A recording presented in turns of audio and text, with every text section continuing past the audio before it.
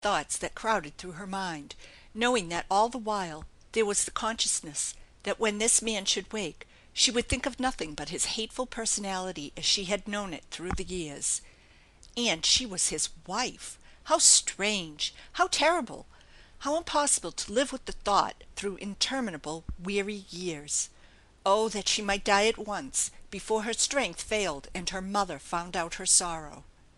She lay back again on her pillows very still, and tried to think, but somehow a pleasant image of him, her husband, lingered in her memory. Could it be possible that she would ever see anything pleasant in him? Ever endure the days of his companionship? Ever come to the point where she could overlook his outrageous conduct toward her, forgive him, and be even tolerant of him? Sharp memories crowded upon her, and the smarting tears stung their way into her eyes, answering and echoing in her heart. No, no, 1,000 times no. She had paid his price and gained redemption for her own, but forget what he had done? Never. The long strain of weariness and the monotony of the onrushing train lulled her half into unconsciousness again, and the man on the couch slumbered on.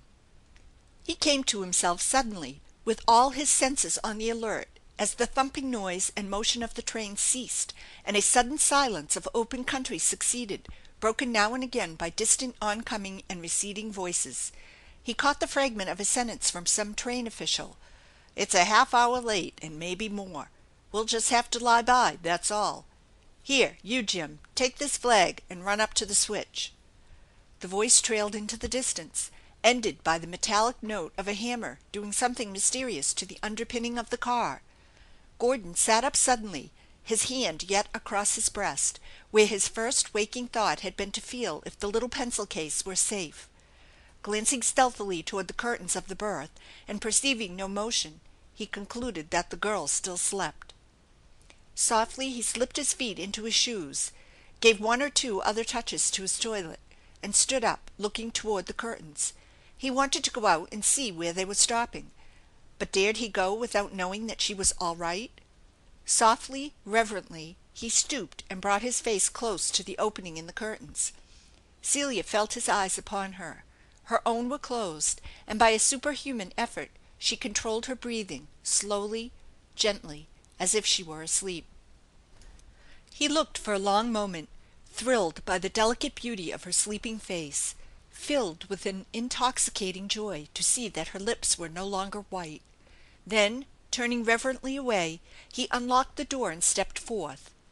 The other occupants of the car were still wrapped in slumber. Loud snores of various kinds and qualities testified to that. A dim light at the further end contended luridly and losingly with the daylight now flooding the outside world and creeping mischievously into the transoms. Gordon closed the door of the compartment noiselessly and went down the aisle to the end of the car. A door was open, and he could hear voices outside. The conductor stood talking with two brakemen. He heard the words, "3/4 of an hour at least," and then the men walked off toward the engine. Gordon looked across the country, and for the first time since he started on his journey, let himself remember that it was springtime and May. There had been a bitter wind the night before, with a hint of rain in the air. In fact, it had rained quite smartly during the ride to the hospital with the hurt child. But he had been so perturbed that he had taken little notice of the weather. But this was a radiant morning. The sun was in one of its most charming moods, when it touches everything with a sort of unnatural glory after the long winter of darkness and cold.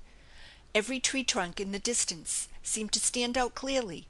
Every little grass blade was set with a glowing jewel, and the winding stream across a narrow valley fairly blazed with brightness.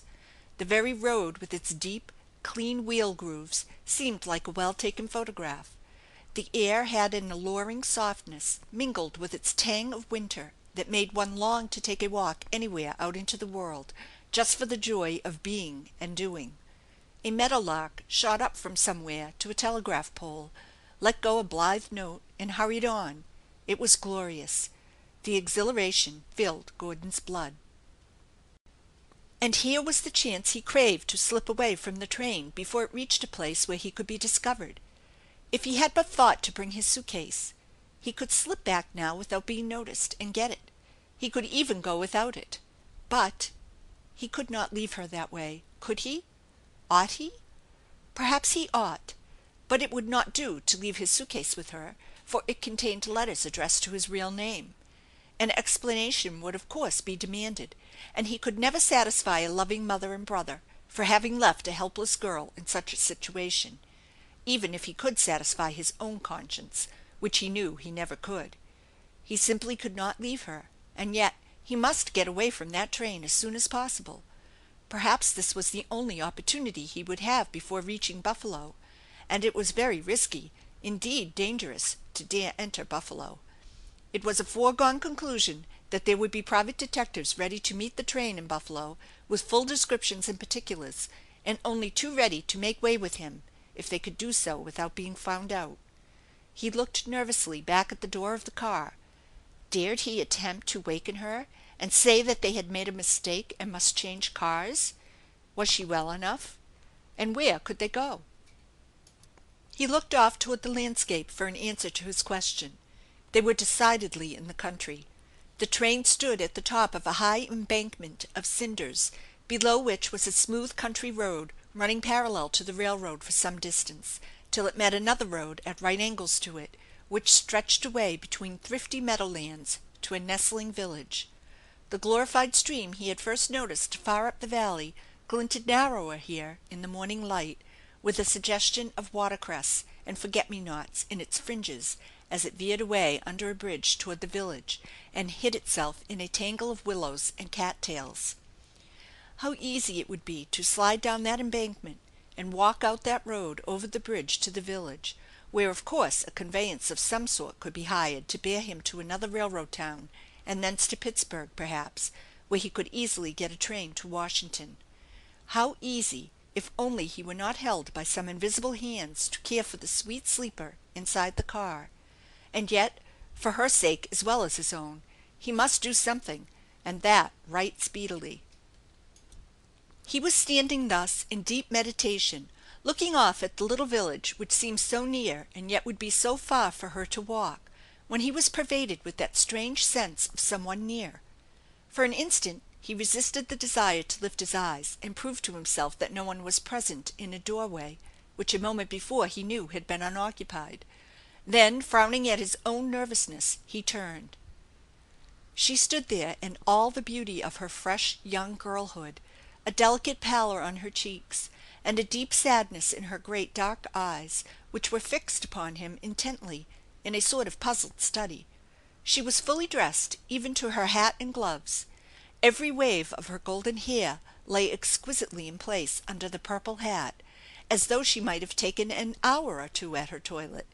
Yet she had made it with excited haste and with trembling fingers, determined to have it accomplished before the return of her dreaded liege lord. She had sprung from her berth the instant he closed the door upon her, and fastened the little catch to bar him out. She had dashed cold water into her face, fastened her garments hurriedly, and tossed the glory of her hair into place with a few touches and what hairpins she could find on the floor. Then, putting on her hat, coat, and gloves, she had followed him into the outer air.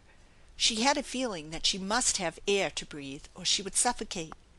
A wild desire filled her to go alone into the great out of doors. Oh, if she but dared to run away from him! But that she might not do, for all his threats would then probably be made good by him upon her dear mother and brother. No, she must be patient and bear to the end all that was set down for her. But she would get out and breathe a little before he returned. He had very likely gone into the smoker. She remembered that the George of old had been an inveterate smoker of cigarettes. She would have time for a taste of the morning while he had his smoke, and if he returned and found her gone, what mattered it?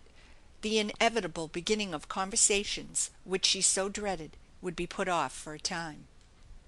She never thought to come upon him standing thus alone, looking off at the beauty of the morning as if he enjoyed it. The sight of him held her still, watching, as his sleeping face had held her gaze earlier in the morning. How different he was from what she had expected! How the 10 years had changed him!